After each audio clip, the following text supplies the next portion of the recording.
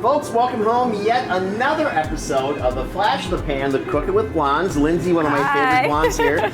We just got back from a little adventure in Mexico, and well, we were there. We had the opportunity to sample this really cool ceviche, which we are going to come back and do on our dinner here for the winter solstice, which is coming up at Shakers on the 21st of December.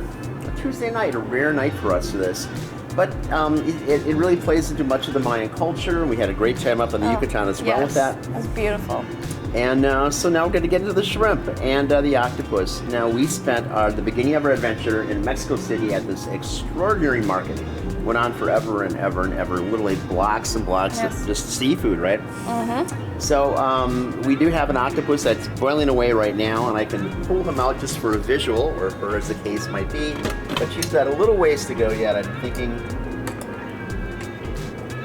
But she's really shrunk down. So if you saw the B-roll of this thing ahead of time, it was very, very large. It was probably about 30 inches. And this is incredible shrinkage. So, well, there we go. So we got a little further boil. We do have some previously... I cannot believe it got that small. So we have some previously boiled octopus that we cut down to size here as well. And I'm going to begin by working on some citrus products to get the ceviche, which is really a cold cure process. And Lindsay's going to work on... maybe this? Sure. Maybe that? Avocado, tomato, shrimp. I mean, you just start going. Here we go. We have some fun. So we like to push the envelope a little bit at Shakers and do some things that are outside the norm. And you could say, well, yeah, but it's just ceviche, Bob. You could go anywhere now and get ceviche. But quite candidly, when I opened up a few decades ago, you could not get ceviche in Milwaukee. As bizarre as that might sound to you foodies today, it was just one of those things that really wasn't done, and people would go, well, it's not even cooked. What's this cold cure thing with citric acid? I don't understand. So between this and the chilies, we have done just some really cool foods here. I don't think we've done the scorched conch with you yet, have we? No, we haven't. Okay, so scorched conch is a style of ceviche that is done throughout the Caribbean, especially like Turks and Caicos. It's the national dish of the Bahamas as well. We were just talking about Lindsay going to Jamaica a few minutes ago, and you'll find an awful lot of conch in Jamaica too. Now, you can use a citrus press for this or any number of things. I like to take a pair of tongs, just kind of get into it. There's more of a zen feeling for me for what's going on. So we start with that. I want to push the citrus just a little bit more.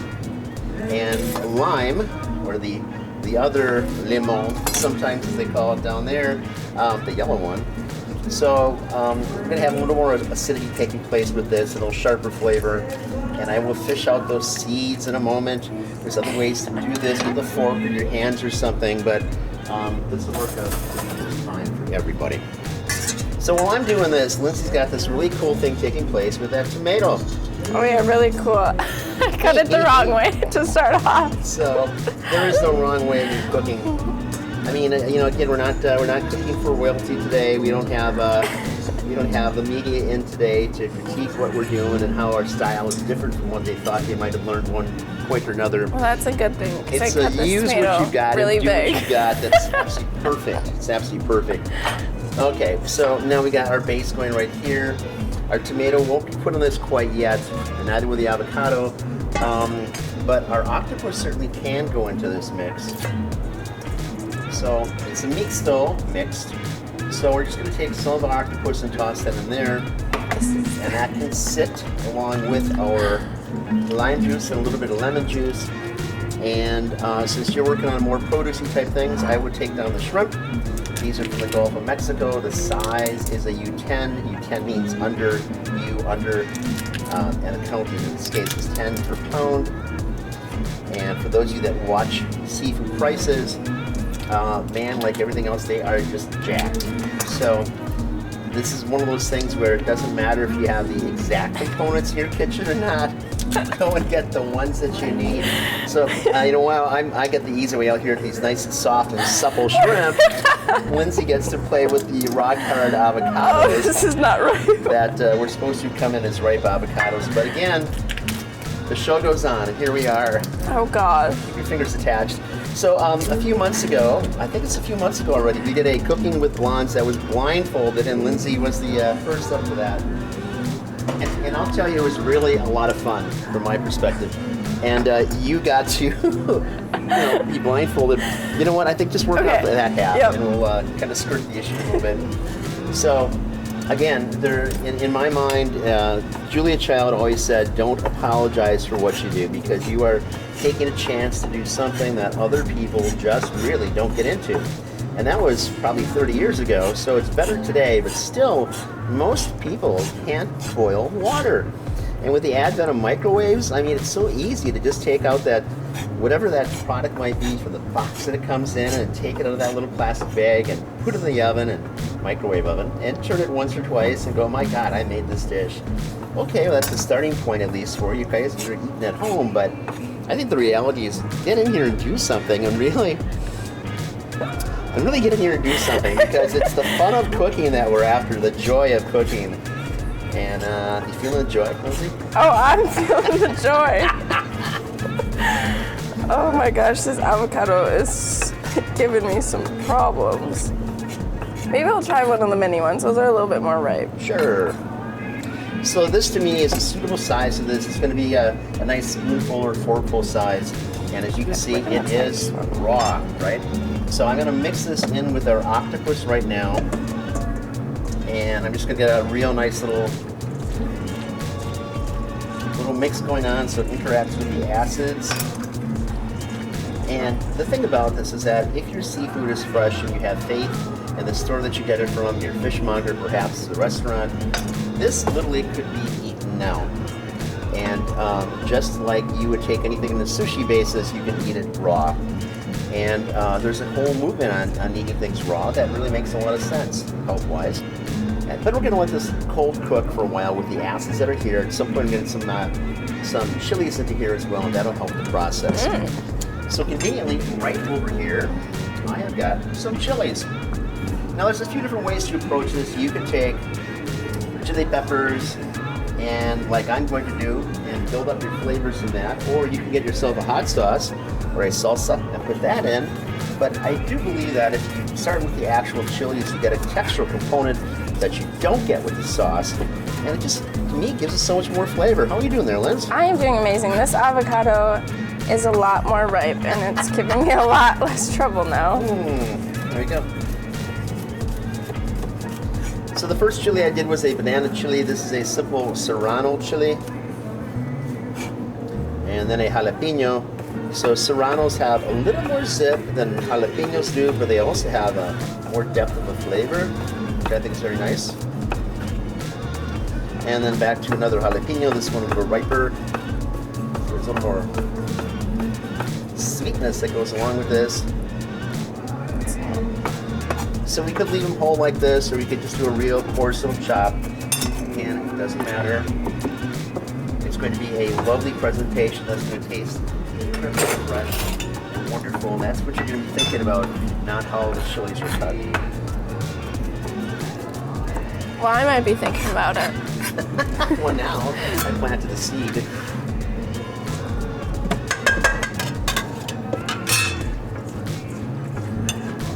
So one of the things I liked about the ceviches that we had in Mexico is that they were just straight up and fresh and wonderful. Oh, they were so good.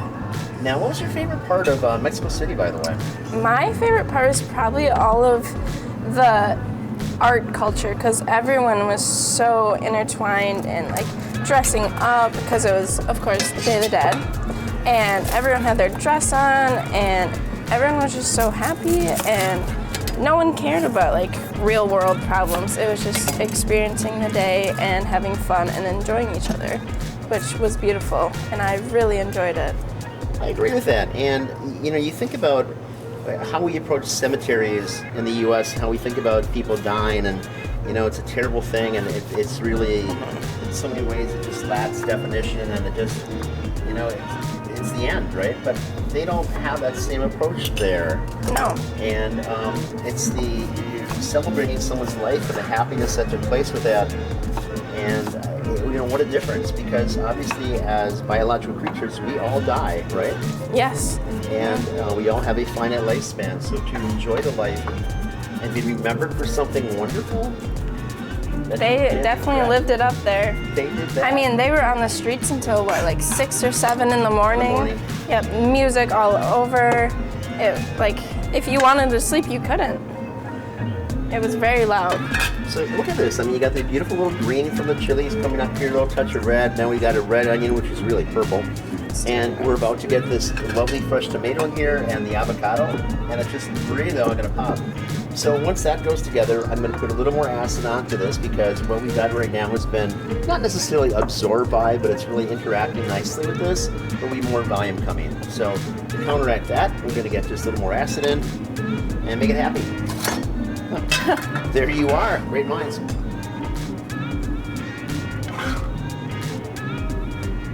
How much of this? How about all? All of it, okay. Who doesn't love tomato? Fresh tomato. So this is Wisconsin fresh tomato, but the reality is, compared to the things that we had in Mexico, and certainly at that mile-long produce market, Oh my gosh. there's just no comparison whatsoever. I have never seen that much fresh seafood in my life. Yeah, I got a couple of years on you, and I've been around the world, and I haven't seen that either. Nothing remotely close. You can talk about the fish markets in Hong Kong, and you can talk about how absolutely wonderful they are. The difference is that everything is completely alive in Hong Kong at these markets, which is a feat all by itself, but nothing compared to the volume of product that we saw in Mexico City. I don't think any of it was alive there though, was it? I didn't see anything alive. But it was all super, super fresh. You could just tell by the gills. We did stop at a local market this morning and scored a couple of items that we wanted to employ in this. One is a shark, and it just doesn't look fresh enough. And we also had another product that just isn't fresh enough, but sorry about zapping you with this. It's okay. It's part of the job. Part of the job, part of the job. And she still smiles at the camera. So it's important that you have the right fishmonger and you trust your sources. And if something doesn't look right, I mean, don't buy it. Don't serve it to your friends and family. Because that's really what this is all about. It's the love that you bring to the table. Mm-hmm. Okay, so here we Look at are. that. And it looks Looks and smells really gorgeous. good. Mm-hmm. So what you can do with this is I typically recommend that you put this in the refrigerator and let it set up for an hour ahead of time, and then you got to serve this. So we've got these lovely tortillas right here, and these are green. They Why are. is that? Well, because they're made from cactus. Cactus. Who doesn't love cactus? Just like cactus. Mm-hmm. So what we will do with this, through the magic of television, we're going to pretend that an hour has gone by. And I'm going to take our spoonage kind of thing, and this is how we're going to serve this for the Mixto dinner that's coming up at Shakers, the mole ole. Ole, ole. Mole ole. So we have your option between two types of tortillas. One is going to be a natural, and one is going to be with the masa, the base of this, and of course then the cactus aside. Remarkable flavors that go on this, and I'm stunned at the amount of everything that goes along with tortillas in Mexico. It doesn't matter what it is. You'll get served a soup, and part of the objective is to take that soup and put that inside of a tortilla shell. Tortillas for everything. Everything. So I just read something that the average Mexican eats half a kilo of tortilla shells at home every day. So just half a kilo of this. No way. On the internet, so it must be a fact. Oh, right? it must be true then. So this is going to be straight up like this, and the flavor, again, the chilies comes from the chilies I got in, as opposed to having a salsa on top of this. But this is going to be highly nutritious, a lot of fun, and we'll probably have extra lime for those people that won't get limed up on it. Mm-hmm. And there we are. So we hope to see you for this dish. And Lindsay, when is that gig coming up? The dish, the 21st? The 21st, Yes. December 21st, 2021, here at Shakers. Yeah. Hope to see you. Better be there. Fun cooking all the time with one of my favorite blondes right here. So cheers. See you soon. Folks, welcome home yet again at Shakers Milwaukee, the magnificent Shakers Milwaukee, on this beautiful November day. It looks like it's going to snow. Yeah, maybe. So Lindsay and I are here to talk about some other adventures that we had in Mexico recently. And while we were down there, we had a variety of different things. And what really resonated with us, food-wise, was the moles. Another word for sauce, of course. But we have one thing that's coming up right now that is really cool, and that is our mole ole dinner to celebrate the winter solstice on the 21st of December here at Shakers. And you can find that on our website, of course, shakerscigarbarmilwaukee.com, and all sorts of other groovy things like that. Anyway, so the fourth course on here is going to be a very, very basic dish that has phenomenal big flavors to it, and that is going to be cactus and queso, cactus and cheese stuffed into chicken breast, and it's going to be topped off after we cook it with a mole negra. So this is something that we had spent hours on putting together. It is a cocoa chocolate based thing. That's what resonates most with people. We have ground nuts in here, a variety of spices. There's like 33 different spices in there, so I'll post what those are as well. In the meantime, we're just going to kick this off, and we have, chicken breasts right here. Chicken, pollo. So we'll do one that's got a skin on and one that's going to be skinless. And all you have to do is create a slit right here, make a little pocket, right? So take your knife, and you don't want to cut all the way through, but you just want to open it up like that, right? Little pouch. So because this is a health conscious world that we have, we, and rightfully so, are going to take the skin off of one because some people just don't want chicken skin. How dare you? How dare they? How dare they? Yes. So here we are, just going to take it again, making a slit, and there's our little pouch. Now inside of this, we're going to take some cactus, and this is marinated cactus. We have whole cactus that we process down for things like our cool cactus chutney and a variety of different products, and we certainly use that in our mole verde, which is going to be one of these courses too. So that's really the extent of what we need to do for our cactus. It's marinated, it's brined, it has great flavors. We have two types of cheese right here, and this is just a really ubiquitous, everywhere in the world, mozzarella, shredded mozzarella. And right over here we have got this lovely Oaxacan, made in Oaxaca cheese that is phenomenal for melting. It's just really luxe. It has a wonderful adaptability in any dish. And we're just going to push that right on the top. It's going to get a little oozy up there. And frankly, I'm looking for a little oozy kind of thing. So I want it to not just be inside the chicken, I want it to spread itself over the top as well. So what I'm going to do now is we can take another pan, and I can reach above our wonderful videographer here and grab a frying pan. Thank you, Alex. And then we're just going to take like a cameo, different. Extra virgin olive oil, and simply launch these guys just like this. And I'm going to start to brown these things here. Salt and pepper, ubiquitous salt and pepper. And then I've got an interesting little spin I'm going to take. This is our secret little dust right here from Mexico. Now, what is that dust? Well, it is a magic dust. And this dust is actually ground grasshoppers that are finished off with chili as well. And we got a couple interesting little things that we're doing here with our own product line that we have in the marketplace that utilizes these and the other ubiquitous flavors that you find throughout Mexico. And it's going to come out looking just about like this. So this is something else that we're going to shimmy over the top of this dish. And this is kind of like a toffee, if you want to look at it in that direction. And we do have the grasshoppers in here as well. So it's going to be a neat little combination of flavors where you're going to have this natural sweetness taking place with the mole because of the cocoa and the chocolate that's there. And then as I built this up, it's just got these real deep, dark, marvelous flavors, and then a little bit of the grasshopper dust that's in here as well. And that'll be over the top.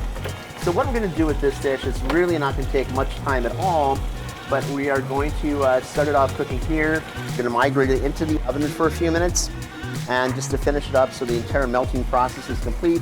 And because we're using chicken, you want to make sure that we've attained at least 165 degrees.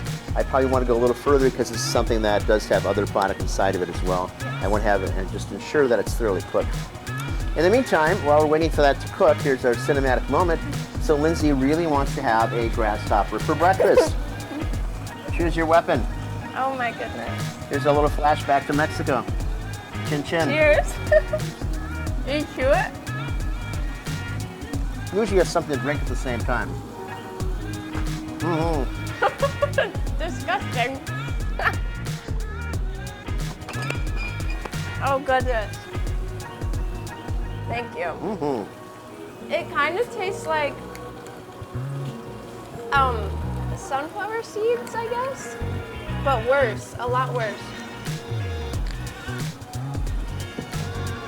Yeah, not like fresh sunflower seeds, like those that have been sitting out too long Like you overnight. find it under your car seat and Well- you pull it out. Well, there's a graphic for you. Anyway, so it's an acquired taste, and this is the food of the future. So we have two options. We can go the Soylent Green route, where people, or we could be eating bugs. There's a lot more bugs, and maybe this is how we get back at them. They're going to be here long after we're here, and many cultures eat bugs. You go to Southeast Asia, they're everywhere. Even in Oaxaca, you saw them where people are grilling these things at the same time. Yes. And these are rather diminutive because, I mean, there were some 3 to 4 inch monsters that were down there. I kind of thought they were locusts, but call them whatever you want to. But it is really a significant part of their lifestyle. There's only 40 calories per serving. Yeah, right? come on. And so it's almost like a diet food. High source of protein. Again, you can feed the world, feed the masses with this. I really see the value in something like this. It is a really interesting flavor additive, Yes. Yeah. especially with the chili and the lime that we have in here. That, I think, is wonderful. That, again, as Lindsay said, is an acquired taste, I think, because of the texture. And Definitely different. not my cup of cognac, but I appreciate it. Oh. All right, so let's take a little gander at how our chicken is starting to brown up. Well, she's getting kind of nice and melty on the top.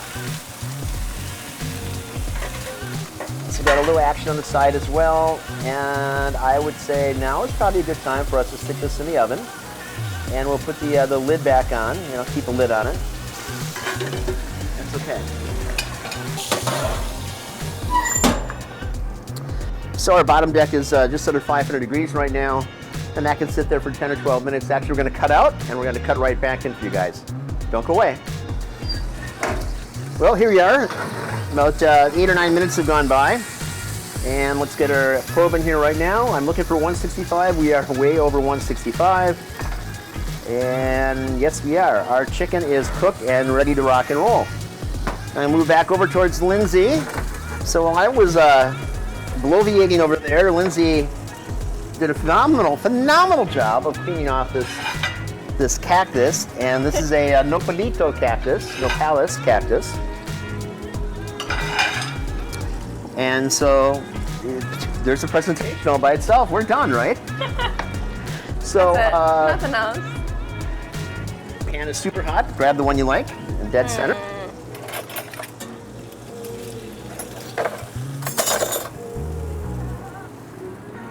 On top? Yep. Love it. So now we've got this wonderful mole sauce that we had worked out over the course of a couple of hours. And it's not like you have to be there all the time for it. So obviously you can go do other things, just keep it on low and make sure you keep walking back every few minutes and giving it a little spin. So what we're probably gonna do for the dinner is we're probably just gonna have this in our squeeze bottles and have it come out that way. So we're also gonna have probably another little hot sauce that's gonna be on here as well, just to give people a little option for some things. So we've got this really neat little, call it what you want, a toffee, a crumble. It's almost like Very tasty. It's almost like a brittle, but we push nuts on there. This is obviously not a dish for people who can't eat nuts. And then the magic dust. Please have the honors, Lindsay. Oh my gosh, you're gonna let me sprinkle the magic dust.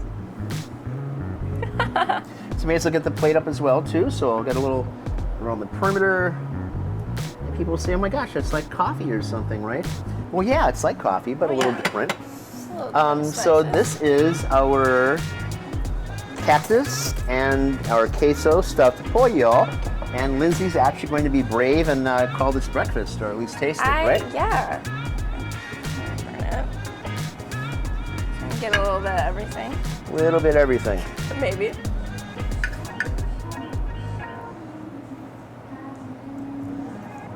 So I was going to need to take it on in front of the camera and it's actually cooked. So. Okay. Should I take a little bit of this too? I'd taste it first without it. Okay. Because you already got the cactus that's on it, in it, around it.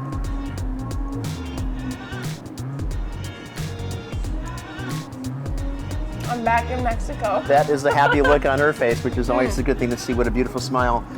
So folks, you can do really this. good. You can do this at home, and really it took no time at all. I mean, 15 minutes. You take the chicken breast, you make a slit, you stuff it in with a cactus product you can buy anywhere. Marinate ahead of time. You're going to go eat that now. Well, go ahead. And there we are. So the cheese might be a little tougher to come by. I went to a Hispanic market for that particular queso, which is from Oaxaca. Yeah. But you can use other things as well. Whatever cheese you happen to have will work great for you. And then, of course, the mole takes a little bit of time, but again, you don't have to be over the oven. It's almost like those laundry day red beans and rice that we make, where they just take a while and it cooks and cooks and cooks, and the flavor is just so beautiful. And here we are. So we hope that you come to our dinner, of course, the Mole Ole dinner. Yes, better be there. December 21st, Lindsay will be cooking along with me for this beautiful thing, so we can relate more of our Mexico adventures to you, and maybe we'll even talk for a couple of minutes. Maybe. Cool. Folks, thanks for tuning in. It's important that you take advantage of the opportunity to cook for the people that you love, the people that you care about, your families, of course, and just do the best job you possibly can, because nothing replaces the effort that you personally make for something to give to someone else. Thanks for tuning in. Hope to see you soon. Cheers.